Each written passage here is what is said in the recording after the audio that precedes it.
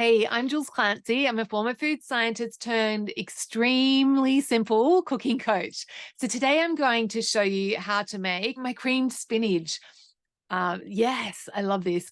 So it's a side dish so easy. It's going to feel like it appeared on the table as if by magic. Okay, almost as if by magic. So let's jump into the kitchen and I'll show you how to make creamed spinach. So 3+ ingredient creamed spinach. So I've got a pan on a high heat. Just going to put some frozen spinach in, lid on, and leave it for a minute or so. So after it's been cooking for a bit, we're going to get the lid off and then smash it up. We want to just cook off some of that extra liquid. So when the spinach has totally defrosted and cooked down and most of the liquid has come off, I'm just going to add some sour cream, so a generous tablespoon, or you could use whipping cream, but I like the extra tang from the sour cream. Oh, and a pinch of salt. Let's get that off the heat. Just stir till the cream's combined and you have beautiful, creamy, tangy creamed spinach. And I'm going to serve mine with some roast salmon, but any protein is good, especially for vegetarian, really good with cooked chickpeas. So if you love this recipe, make sure you download my free app, Stone Soup app, because it's filled with hundreds of simple recipes just like this one.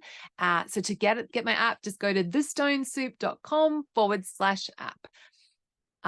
Yeah, so I also add new recipes to it every week.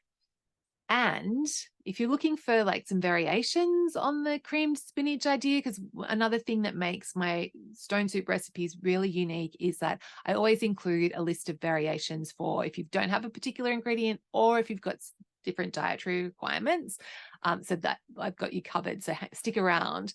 So yeah, the creamed spinach. So in terms of like the cream that you use, sour cream is my favorite. And actually, one night I made like I think 6 different versions, or maybe 5 different versions, using different ingredients in place as the cream. And sour cream was totally my favorite; it was the winner.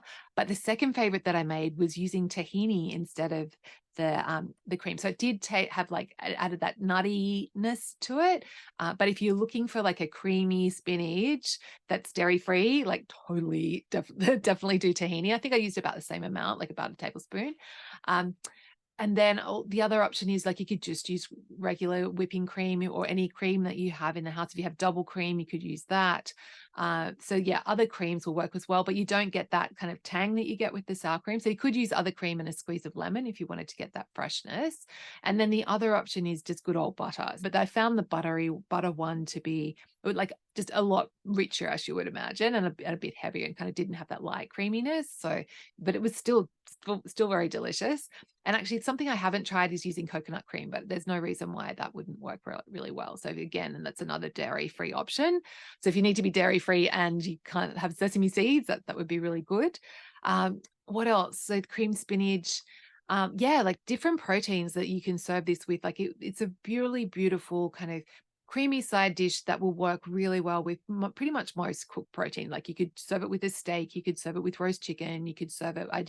As I did today with some roast salmon. So any protein is really going to be really great. And then if you're looking for like a vegetarian option, you could cook crumble tofu through, or that's going to be like it's probably going to need something else to give it some extra flavor. But chickpeas work really well, like cooked chickpeas. Toss them through, amazing. And also lentils would be really lovely. Spinach and lentils is a really beautiful combo.